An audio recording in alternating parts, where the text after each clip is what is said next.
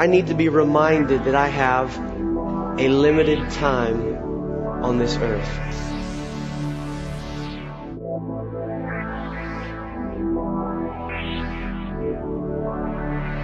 When I was a young boy, I remember my dad teaching me to pray for wisdom.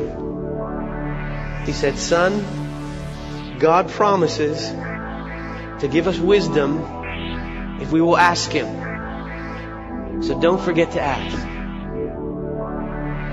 How do we make the most of the time that we've been given? Well, we need wisdom. Wisdom is the ownership of insight.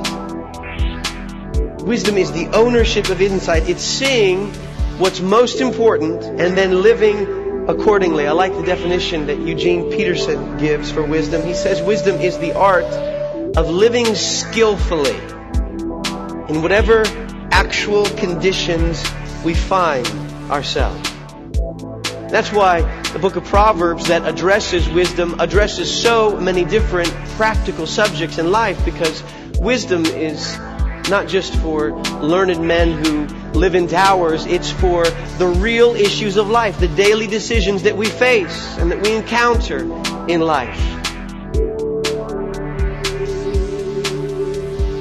In other words, the only way to have insight, the only way to have proper perspective in life, the only way to live skillfully in your life is to clearly see who God is and to be most concerned with Him. To fear the Lord means to make God your primary concern. To see Him and His words and His commands and His rewards and His judgment as the issues of utmost importance. And God says when you do that, you will begin to see the world in proper perspective. You'll begin to live skillfully in your life.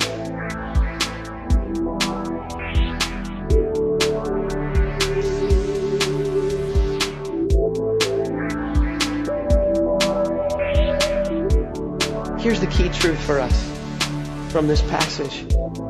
We can only live our days wisely when we see God clearly.